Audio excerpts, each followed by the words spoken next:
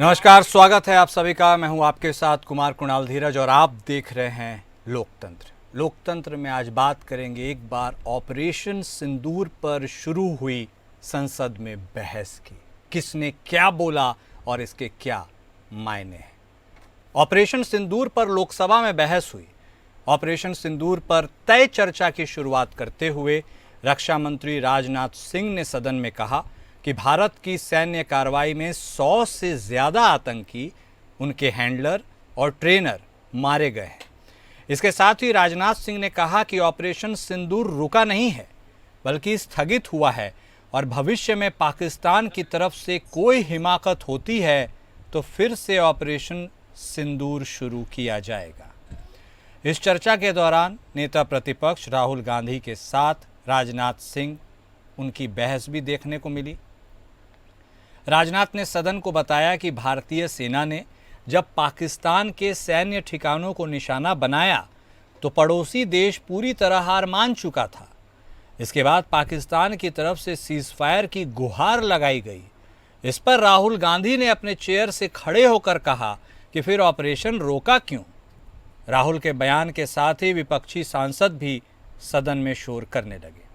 अपने जवाब को आगे बढ़ाते हुए राजनाथ सिंह लोकसभा में कहते नजर आए कि यह कहना कि ऑपरेशन किसी के दबाव में रोका गया पूरी तरह से गलत है। भारत ने अपनी सैन्य कार्रवाई रोकी क्योंकि सभी तय लक्ष्य हासिल किए जा चुके थे। उन्होंने कहा कि भारत का मकसद जंग छेड़ना नहीं था बल्कि आतंकवाद को प्रॉक्सी के तौर पर इस्तेमाल करने वाले पाकिस्तान को सबक सिखाने के लिए ऑपरेशन सिंदूर शुरू किया गया था। संसद से पहले सड़क से ही एक नई बहस शुरू हो चुकी है। विपक्ष की तरफ से कांग्रेस के सीनियर नेता पी चिदम्बरम ने केंद्र की बीजेपी सरकार पर हमला बोला है, तो सरकार की तरफ से संसदीय कार्य मंत्री रिजिजू ने ऑपरेशन सिंदूर को लंका कांड बताकर अयोध्या कांड से जोड़ दिया है। देश के गृह मंत्री रहे पी चिदम्बरम ने पहलगाम आतंकी हमले को लेकर सवाल उठाया। क्या हमले में शामिल आतंकी वाकई पाकिस्तान से आए थे? वहीं ऐन बहस के दौरान कश्मीर में पहलगाम हमले से जुड़ा आतंकी मूसा और 2 अन्य आतंकी सेना के ऑपरेशन महादेव में ढेर हुए। आज हम ऑपरेशन सिंदूर पर पक्ष और विपक्ष की दलीलों पर चर्चा करेंगे।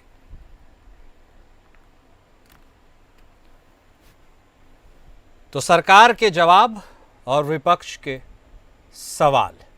कश्मीर में मारे गए पहलगाम के मास्टरमाइंड मूसा को लेकर के भी एक अपडेट सामने आई है। इसके साथ ही लोकसभा में लगातार ऑपरेशन सिंदूर को लेकर बहस चल रही है। 16 घंटे की यह बहस वैसे तो होनी है, लेकिन ओपनिंग रिमार्क राजनाथ सिंह की तरफ से आया, फिर गौरव गोगोई ने भी अपनी बातों को रखा। चर्चा की शुरुआत करते हैं। हमारे साथ हमारे खास मेहमान जुड़ चुके हैं। हमारे साथ भारतीय जनता पार्टी की तरफ से बतौर प्रवक्ता कैप्टन आई सिंह साहब जुड़ चुके हैं। कांग्रेस पार्टी की तरफ से बतौर नेता सुनील अत्री साहब भी हमारे साथ जुड़ चुके हैं। तृणमूल कांग्रेस की तरफ से बतौर प्रवक्ता सुमित मेहरोत्रा साहब भी हमारे साथ जुड़ चुके हैं। आप सभी खास मेहमान का स्वागत है। शुरुआत कैप्टन साहब आप ही के साथ। देखिए, ऑपरेशन सिंदूर यूं तो बस केवल स्थगित हुआ है, समाप्त नहीं हुआ है, लेकिन उसकी गूंज आज लोकसभा में खूब सुनने को मिली है। राजनाथ सिंह साहब ने भी अपने वाक्य में बताया उसके बारे में, फिर उसके ऊपर सवाल भी उठे। आप ऑपरेशन सिंदूर पर छिड़ी इस नई बहस को, इस नए टाइमलाइन को कैसे देख रहे हैं? क्योंकि विपक्ष आपसे सवाल पूछ रहा है कि आपने जो किया है वो आप और भी कुछ कर सकते थे, पूरे पाकिस्तान के ऊपर हल्के में छोड़ दिया गया है। बोलिए सिंह साहब। देखिए कुणाल, सबसे बड़ी बात यह है, मैं कहना चाहूंगा अपनी पूरी बात को, कि हमारा मकसद पाकिस्तान से जंग नहीं था। हमारा मकसद था कि जो जिस तरह से वो प्रॉक्सी वार चला रहे थे, जिस तरह से उन्होंने पहलगाम में आतंकियों को भेज के हमारे निर्दोष नागरिक, हमारे पर्यटकों के ऊपर जिस तरह से हमला कराया, उनको निर्दोष को वहां पर हत्या की गई, तो हमारा मकसद था कि उन आतंकियों को, उनके पनाहगारों को, उनके हेडक्वार्टरों को, इनको नष्ट करना था हमारा मकसद। तो वो हमने किया। हमारा पाकिस्तान से कोई युद्ध तो मकसद था ही नहीं। तो जब हम अपने मकसद में हर तरह से कामयाब हो गए, हमने उनके 11 हेडक्वार्टर में से 9 हेडक्वार्टर ओनली 24 आवर्स में ध्वस्त कर दिए थे। कहीं से कहीं कसर नहीं छोड़ी। और जहां भी उनके एयरबेस थे उनको हमने ध्वस्त किया। उनके रेडार सिस्टम को हमने खत्म कर दिया था। तो ये सारा हमारा मकसद जो था पूरा हो गया। जब पूरा हुआ तो हमने युद्ध को, जब उनकी तरफ से पहल भारत की तरफ से नहीं हुई है, पहल पाकिस्तान की तरफ से हुई है। पाकिस्तान के डीजीएमओ आके उन्होंने जो जिस तरह से रिक्वेस्ट की है, सफेद फ्लैग लेके खड़े हैं और कहा है कि हम युद्ध नहीं चाहते, युद्ध को रोका जाए। तो हमारे भी जो भारत के डीजीपी उन्होंने भी चर्चा की और दोनों की सहमति जो बनी, कुछ चर्चाएं हुई और उसके हिसाब से जो युद्ध को रोका गया। मगर एक बात हमने बड़े स्पष्ट कर दी थी कि ऑपरेशन सिंदूर विराम लग रहा है, बंद नहीं है, इसको खत्म नहीं किया गया है। अगर आपकी तरफ से दोबारा फिर इस तरह की कोई हरकत होगी तो उसका जवाब तुरंत दिया जाएगा, सोच विचार नहीं होगी। तो ये अभी तक हमने कह रखा है कि ऑपरेशन सिंदूर बंद नहीं हुआ है, सिर्फ थोड़े समय के लिए कि आप ठीक चलेंगे तो हमारी तरफ से कोई इसके ऊपर रिएक्शन नहीं होगा। ठीक है, अगर आपने ठीक है कैप्टन साहब, ठीक है अत्री साहब, इतनी सी ही तो बात है। अब देखिए कितनी साफगोई से कैप्टन साहब बोल रहे हैं, जंग तो हमारा मकसद था ही नहीं। जब मकसद ही नहीं था तो क्या फर्क पड़ता है वो आगे बढ़ा या एंड टाइम पर रुक गया, कहाँ कोई आपत्ति है। भारतीय जनता पार्टी टोटली झूठ का पुलंदा बांध रही है और मोदी साहब की 26 बार ट्रंप ने बेइज्जती करी है, मुंह में जूता डाल करके। शब्द मैं गलत यूज नहीं कर रहा हूँ, सही कर रहा हूँ। देश को इन्होंने नीचा दिखाया है, हमारी सेना का मनोबल गिराया है इन्होंने। हमारे टीवी चैनलों ने कराची, लाहौर और पता नहीं कहां इन्होंने कब्जे कर लिए थे। देश की विदेशी नीति जो है बिल्कुल जीरो हुई। प्रधानमंत्री जो हैं विश्व भ्रमण पर निकले, विश्व गुरु बने, 103 कंट्रियों में उन्होंने सफर करे, देश का सैकड़ों करोड़ बर्बाद किया, नकली टीआरपी बटोरी उन्होंने, और एक ने उनका साथ नहीं दिया। और राहुल गांधी ने जो है कहा था विशेष सत्र बुलाना चाहिए, प्रधानमंत्री भागे ब्रिटेन, मलेशिया, इधर उधर, जबकि कोई मकसद नहीं, कोई लेना नहीं देना। अरे यार, तुम्हें देश ने चुना है देश के कार्यों के लिए, तुम विदेशी भ्रमण कर रहे हो, तुम क्या हो, मतलब देश को बेवकूफ समझते हो, क्या कर रहे हो तुम लोग। तुमने सेना का मनोबल गिराया और युद्ध विराम जो है ट्रंप ने करवाया। ट्रंप ने बोला है, मोदी के मुंह से ट्रंप का ट्रे नहीं निकला और 26 बार उसने तुम्हारे मुंह में जूता डाल के तुम्हारी बेइज्जती कर दी और मोदी के मुंह से निकला नहीं। और जो है तुमने जो है मतलब ये तमाशा क्या बना रखा है, एक नौटंकी कर रहे हैं। मोदी जी को शर्म आनी चाहिए, दिन में 4 बार ड्रेस बदलते हैं, सर्कस के मदारी है क्या ये। ठीक, मेहरोत्रा साहब आपने भी सुना दोनों को, आपसे मेरा एक स्पष्ट सवाल है, जो बात कैप्टन साहब, कुणाल मेरा एक ऑब्जेक्शन है, बोलिए। कुणाल मेरा एक ऑब्जेक्शन है। कांग्रेस के प्रवक्ता ने देश के प्रधानमंत्री के लिए कहा है कि मुंह में जूता डाला गया, तो मैं कहता हूँ कि राहुल गांधी गधा है, बेवकूफ है, साला नालायक है। चलिए ठीक है कैप्टन साहब, मेरे रिटर्न है। नहीं चाहे कोई भी बोले, डेरोगेटरी रिमार्क तो डेरोगेटरी होता है, इससे परहेज करना चाहिए। नहीं, मैं आपसे, आप दोनों वरिष्ठ लोग हैं, एक मिनट प्लीज, आप दोनों वरिष्ठ लोग हैं, मैं आप दोनों से केवल अनुरोध कर सकता हूं कि प्लीज अपनी शब्दावली को तो थोड़ा सा उसमें तो संयम रखिए। नहीं प्लीज सर, फिर देखिए आप लोग आप आपस में तू मैं करेंगे, किसने क्या कहा नहीं कहा, बात बिगड़ जाएगी। कैप्टन साहब, अत्री साहब प्लीज, शब्दावली का चयन अनुरोध कर रहा हूं, ध्यान पूर्वक कीजिए, बस इतना ही कहना है मुझे।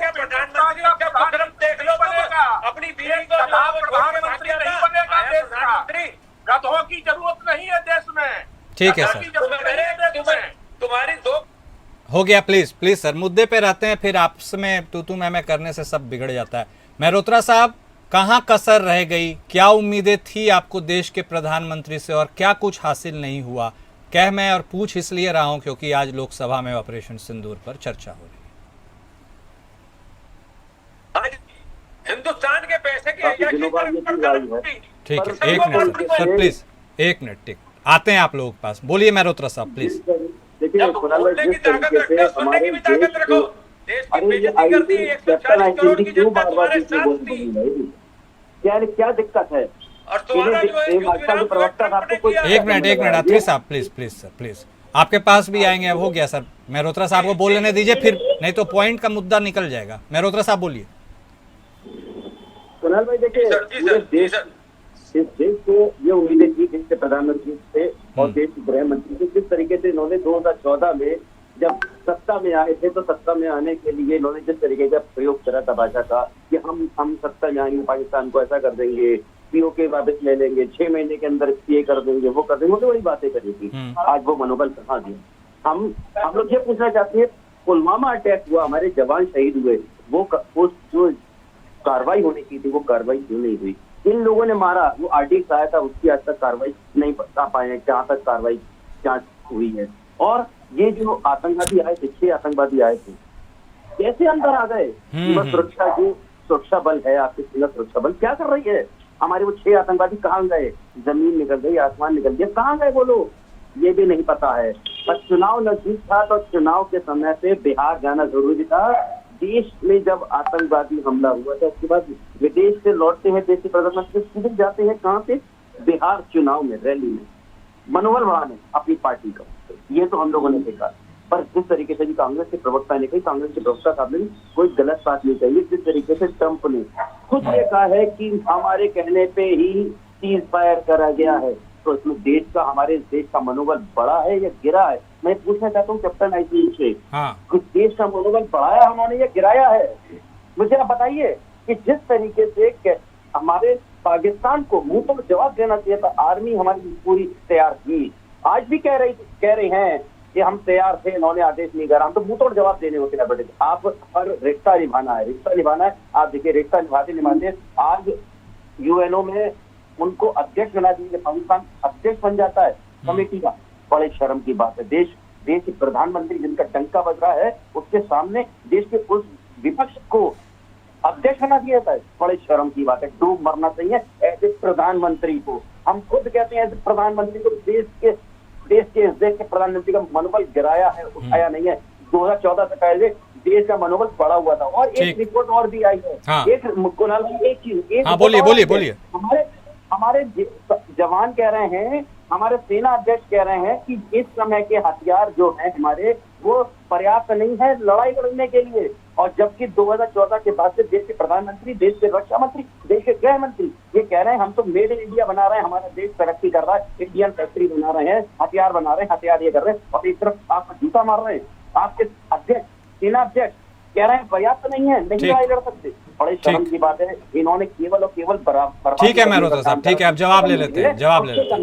कैप्टन साहब, बात गंभीर है, जवाब दीजिए। आपने अपने ओपनिंग रिमार्क में 2 बातें कही थी सर, कि जंग करना मकसद नहीं था। मेरा एक सवाल है, जब पाकिस्तान ने हमें छेड़ा तो हमने उन्हें छोड़ा क्यों? मकसद जो भी रहा हो, पहला। और दूसरा, जब हम क्या फिर से उम्मीद करेंगे कि पाकिस्तान इस तरह की हिमाकत करेगा? क्योंकि यह बात यदि एक बार में समझ गई होती तो पुलवामा ना हुआ होता, उरी ना हुआ होता, और उसके बाद फिर शायद पहलगाम भी ना हुआ होता। कैप्टन कुणाल, मैं आपको बड़ा जिम्मेवारी के साथ कहना चाहूंगा कि पाकिस्तान के साथ हमारा जो है ना पड़ोसी वार आज से नहीं चल रहा है, इसको 30 साल से अधिक हो गए। और कांग्रेस के शासन काल में जो स्थिति थी वो पूरा देश ने देखी है कि ऐसा कोई दिन नहीं था जिस दिन बम ब्लास्ट ना होता हो, ऐसा कोई शहर नहीं था जहां बम ब्लास्ट ना होता हो। सिर्फ कश्मीर का रह गया है, जो कश्मीर में पहले होता था वो नहीं है। बिल्कुल जड़ से खत्म हो गया है, मगर वो नहीं रहा कि जहाँ जिस कश्मीर में ये कहा जाता था कि लाल चौक पे जाना मत, आज लाल चौक पे भव्य तिरंगा यात्रा निकलती, तिरंगा फहराया जाता है। ये बदलाव आया है 2014 के बाद। बाकी पूरे हिंदुस्तान में शांति है, कहीं टेररिस्ट आने की हिम्मत नहीं कर पाते। तो कांग्रेस काल में आपने 2014 से पहले क्या हालत देखी? तो समस्या वो है कि आज काम करने वाला प्रधानमंत्री हमारे पास देश का ईमानदार प्रधानमंत्री है, कोई बार डांसर नहीं है, कोई देश के ऊपर गधा नहीं थोपा जाता। यहाँ पर जो है ना कैपेबिलिटी रखने वाला जो है ना एक इंसान को जनता ने चुना है। ठीक है, पूर्ण बहुमत से वोट के खाते जनता ने 3 बार। ठीक है कैप्टन साहब, ठीक है। अत्री साहब देखिए, अब फिर से तुलना की गई है कांग्रेस के शासनकाल से और अब के समय पे, कह रहे हैं बहुत बदलाव हुआ है। यह तो उस समय था भी नहीं जब आप लोग शासन में थे। बोलिए अत्री साहब।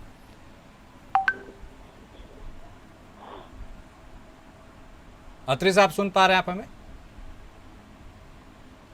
चलिए संपर्क टूट गया उनसे। मेहरोत्रा साहब का रुख कर लेते हैं। मेहरोत्रा साहब काउंटर प्लीज। सुना आपने क्या कहा? देखिए, हेलो, हाँ आ गए क्या अत्री साहब? आ गए क्या? सुन पा रहे हैं क्या आप? एक मिनट मेहरोत्रा साहब। अत्री अत्री साहब देखिए, हाँ मैं आपसे एक बार फिर से दोहरा देता हूँ जल्दी से, समय कम है इसलिए आप अपना जवाब भी दे दीजिए। फिर से शासन कालों की तुलना की गई है। कैप्टन साहब ने कहा कि कांग्रेस में तो बहुत ज्यादा हिमाकत होती थी, उनका आशय यही था, अब तो बहुत बदलाव आया है। ये जवाब से आप संतुष्ट हैं? ऐसा है, ये मैं इस जवाब से संतुष्ट नहीं हूँ। आप देख रहे हैं कि पिछले 11-12 सालों में प्रधानमंत्री मोदी जो है एक भी प्रेस कॉन्फ्रेंस नहीं कर पाए, क्योंकि झूठ इतने बोले हैं। फिर प्रेस के ऊपर उन्होंने दुनिया भर के अंकुश लगा रखे हैं। तीसरा, मणिपुर का मैं नहीं बोल रखेगा, 1000 आदमी वहां मर गए, प्रधानमंत्री मणिपुर में एक बार भी नहीं गए, जबकि बिहार में चुनाव थे, विदेश से भागे आए।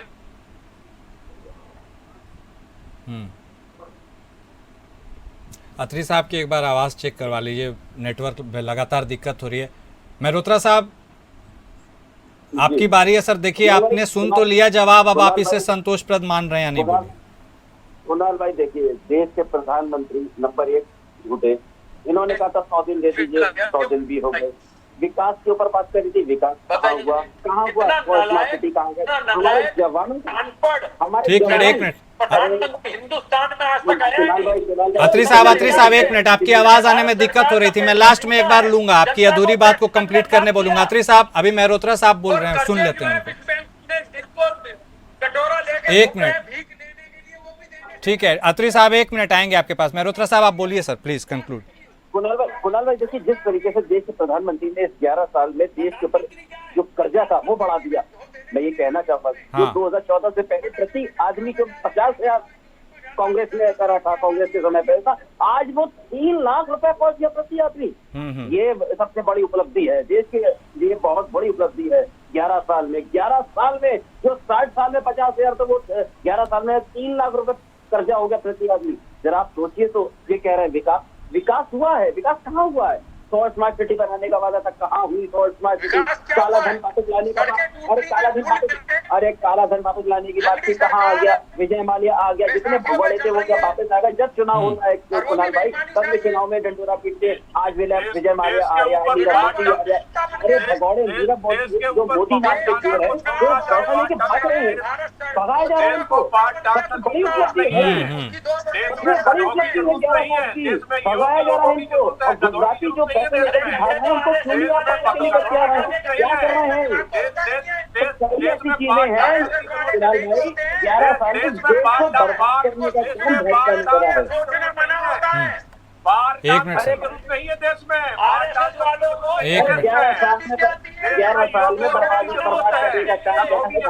एक मिनट ऐसे बोलिएगा। देखिए आप लोगों को अपने मन की बात कहना है, जरूर कहिए। मेरे पास 2 मिनट है, मैं आप सबको 40 सेकंड देता हूं। कैप्टन साहब शुरुआत आपके साथ, 40 सेकंड है सर, कंक्लूड कीजिए, फिर अत्री साहब के पास आ रहे हैं।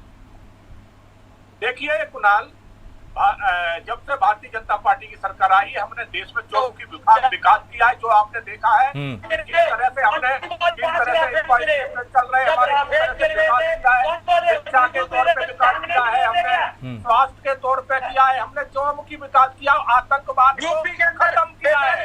मगर इनकी आंखों में ना तो विकास नजर आ रहा है, गधे चाहिए इन्हें जो है ना, इन्हें बार डांसर को बनाना है, बार डांसर को। ठीक है, देश को बार डांसर नहीं चाहिए। प्लीज सर, इतने सीनियर हैं आप लोग, क्यों इस तरह के रिमार्क करते हैं? फिर लड़ाई हो जाएगी। अत्री साहब ठीक है, अत्री साहब बोलिए, अब आप ही के पास आ रहे हैं, 40 सेकंड आपके हैं, बोलिए।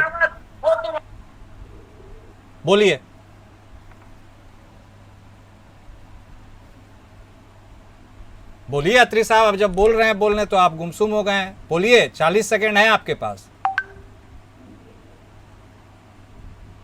चलिए देखिए, जब बोलना है तो गोल हो गए। जवाब होगा तब बोलेंगे, जवाब है कुछ जैसा इनका नेता है, देश में गधों को दौड़ाना चाहते हैं, गधों को देश में दौड़ाना चाहते हैं। गधों की जरूरत नहीं है, यहाँ लोगों की जरूरत है। योग की चाहिए देश को, गधे नहीं चाहिए, चाइना के चमचे नहीं चाहिए। ठीक है, ठीक है, आप लोग दोनों का हो गया हो तो मेहरोत्रा साहब 30 सेकंड में आप भी कुछ बोल ही दीजिए। चलिए समापन करें डिबेट को। कुणाल भाई देखिए, 11 साल की उपलब्धि तो इन्होंने केवल दो आदमियों का विकास करा है, अंबानी का, अडानी का, और जितने भगोड़े हैं इन्हीं के उसमें क्यों भागते हैं? क्यों नहीं आप वापस लेकर के आते? 11 साल में आप पैसा, हिंदुस्तान का काला धन आज तक नहीं लेके आ पाए, आप लेके आइए काला धन। पर जितनी बड़ी बड़ी बातें करी थी देश के प्रधानमंत्री 2014 में, सारी विफल होती नजर आ रही है। मैं ये कहना चाहूंगा, आज भी देश बर्बादी की ओर जा रहा है, देश विकास की ओर नहीं जा रहा, देश बर्बादी की ओर जा रहा है। ठीक है, बहुत धन्यवाद आप सभी खास मेहमान का अपना वक्त देने के लिए और इस चर्चा में शामिल होने के लिए। लोकतंत्र में अभी बस इतना ही। नमस्कार।